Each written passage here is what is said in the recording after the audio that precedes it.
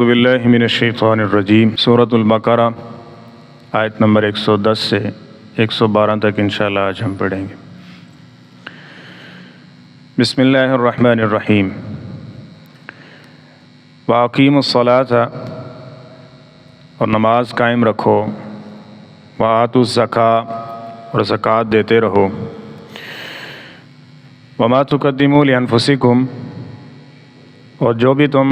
اپنی جانوں کے لیے آگے بھیجو گے، من خیرن، کوئی بھی نیکی بھلائی، تجدوہ عند اللہ، تو تم اس کو اللہ کے ہاں موجود پاؤ گے۔ ان اللہ، بے شک اللہ تعالیٰ، بما تعملون بصیر، جو بھی تم عمل کرتے ہو خوب دیکھنے والا ہے۔ وقالوا، اور انہوں نے کہا، لن يدخل الجنۃ، ہرگز جنت میں نہیں جا سکتا، الا مگر من کانا، وہی شخص جو ہوگا، ہودن، یہودی، او نصارہ، یا عیسائی۔ تلک امانیہم، یہ تو ان کی آرزوئیں ہیں نا۔ کل، فرما دیجئے، ہاتو برہانکم، تم کو دلیل لے کے آؤ، ان کنتم صادقین، اگر تم سچے ہو۔ بلا، کیوں نہیں، من اسلم، جس بندے نے بھی فرما بردار کر لیا، وجہہ، اپنے چہرے کو، للہ، اللہ کے لیے، وَهُوَ مُحْسِنٌ، اس حال میں کہ وہ احسان کرنے والا ہے، فَلَهُ أَجْرُهُ عِنْدَ رَبِّهِ، تو اس کا اجر اس کے رب کے پاس ہوگا،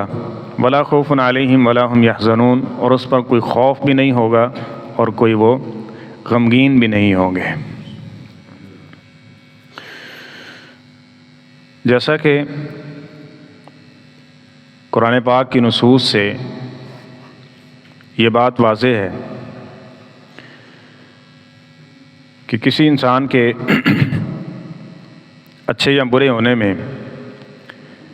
یا یوں کہہ لیجئے جنتی یا جہنمی ہونے میں،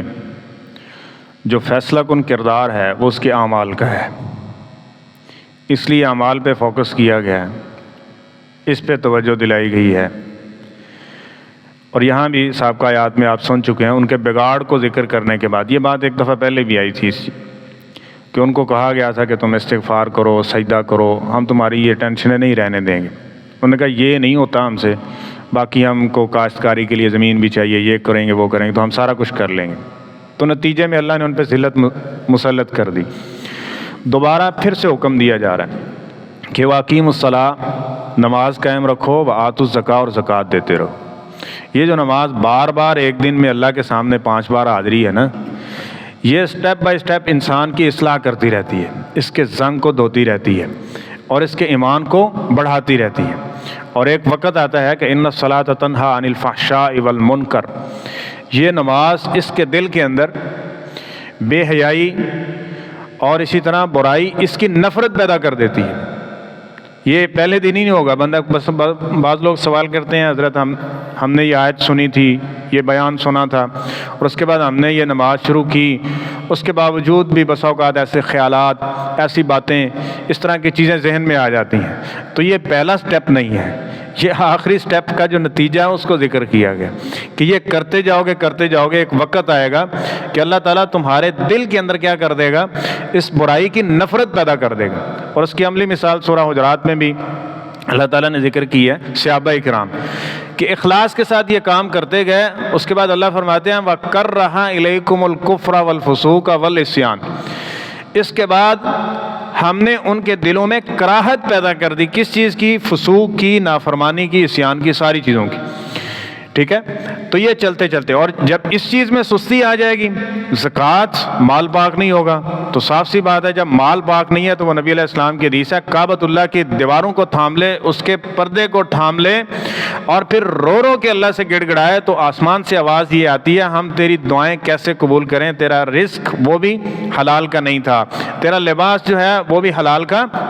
نہیں ہے، تیرا جسم یہ سارا حرام سے پرورش پایا، تو اب بتا وانا یستجاب للظالم، تیرا مال کیا ہے، تیری دعائیں ہم کیسے قبول کریں؟ اسی طرح نماز ہے، نماز نہیں ہے تو کچھ بھی نہیں ہے اس انسان کے پاس۔ نماز انسان کو اللہ کے قریب کرنے سے لے کے اور اسی طرح جنت تک پہنچانے میں یہ کنجی اور چابی اور بنیادی کلیدی کردار ادا کرتی ہے۔ اس لیے نماز کی سستی کو نبی کریم صلی اللہ علیہ وسلم نے برداشت نہیں کیا، اور کثرت کے ساتھ آپ احادیث اس طرح کے سنتے رہتے ہیں جس میں بے نماز نماز کے لیے بڑی وعیدیں ذکر کی گئی ہیں۔ اور اسی طرح فرمایا قیامت کے دن یہ جو بے نماز بندہ ہے کس کے ساتھ ہوگا؟ قارون کے ساتھ ہوگا، حامان کے ساتھ ہوگا، ابی ابن خلف کے ساتھ ہوگا۔ اب یہ چوٹی کے نافرمان ہیں اللہ تعالیٰ کے، تو قیامت کے دن یہ ان لوگوں کے ساتھ ہوگا۔ اس لیے 5 وقت کی باجماع نماز کی ادائیگی یہ صرف یہی نہیں ہے، یہ انسان کی دنیاوی صحت کے ساتھ ساتھ اخروی بہتری اور دنیاوی ایمان کی تزیین و آرائش کے لیے اور اس کے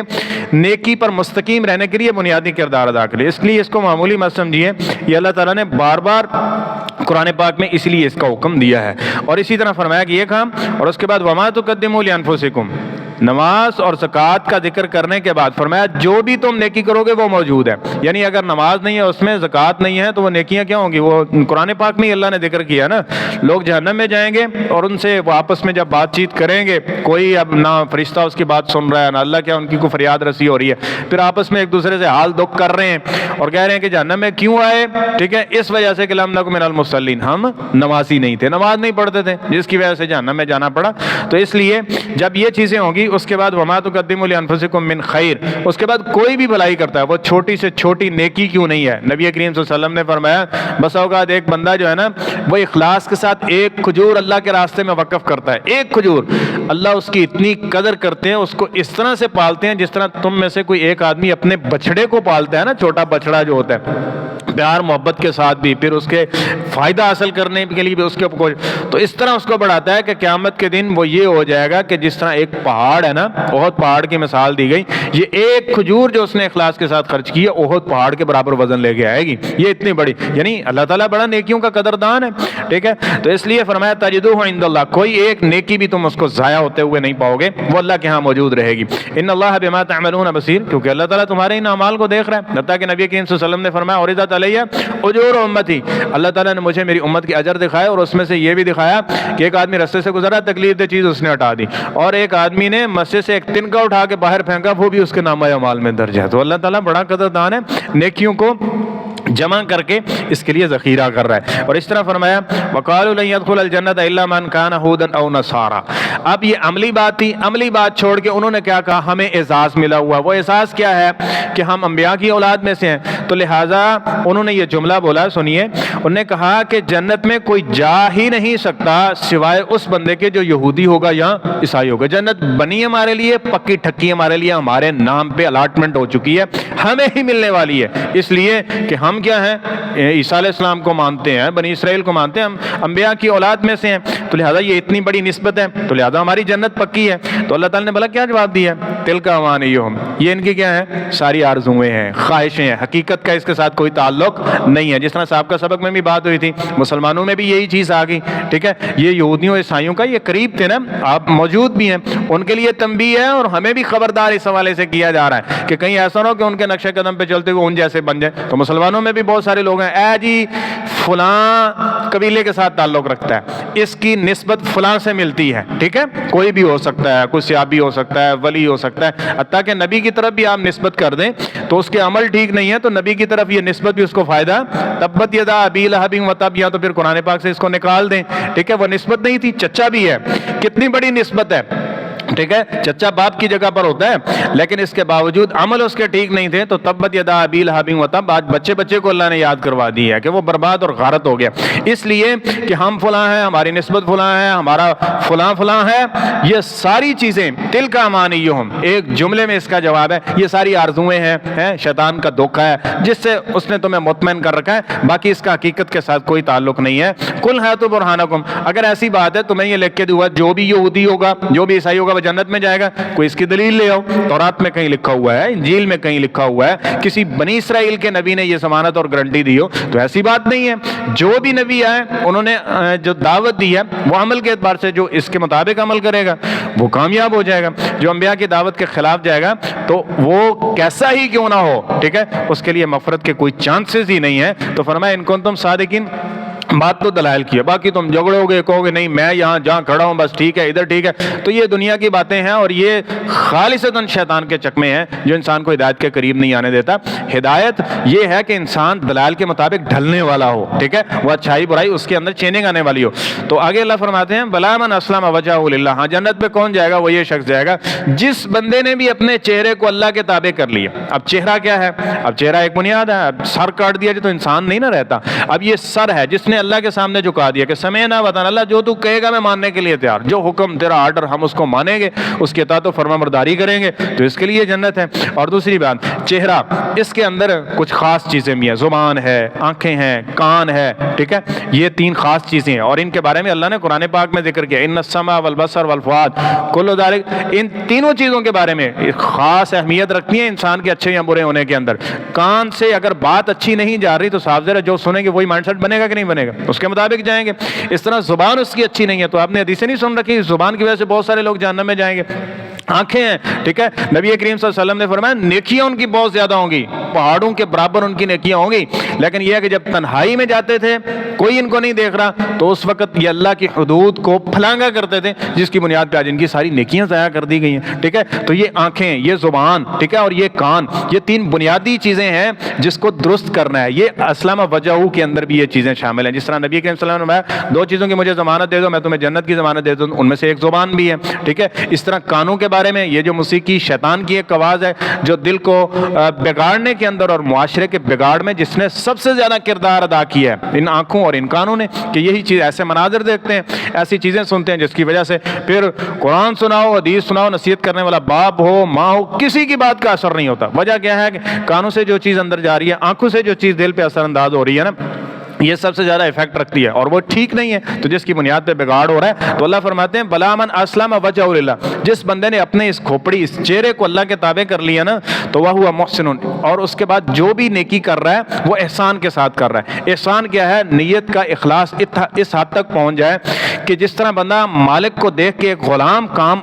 اچھا کرتا ہے تاکہ وہ راضی ہو اور مجھے شاباش ملے نا، اللہ کو سامنے دیکھے کہ اللہ میرے سامنے ہے اور وہ دیکھ رہا ہے اور میں صرف اس کی رضا کے لیے نیکی کروں، اس کو احسان کہتے ہیں کہ ان تعبد اللہ کأنک تراہ، اس طرح اللہ کی عبادت کرو گویا کہ تم اس کو دیکھ رہے ہو۔ اور دوسرا احسان کیا ہے کہ اس کا بدلہ صرف اللہ سے لینا ہے، الجزاء الاحسان الا الاحسان، احسان کا بدلہ احسان کے ساتھ اللہ تعالیٰ دیتے ہیں، لیکن لا نرید منکم جزاء ولا شکورا، کہ ہم دنیا میں نہ کسی سے بدلے کا نہ کسی سے اس کے جزا کا ارادہ ہی نہیں رکھتے، ہم یہ سارا کام کس لیے کرتے ہیں؟ لوجہ اللہ، اللہ کو راضی کرنے کے لیے۔ جو اس نیت سے کرتے ہیں تو اللہ فرماتے ہیں فلہ اجرہ عند ربہ،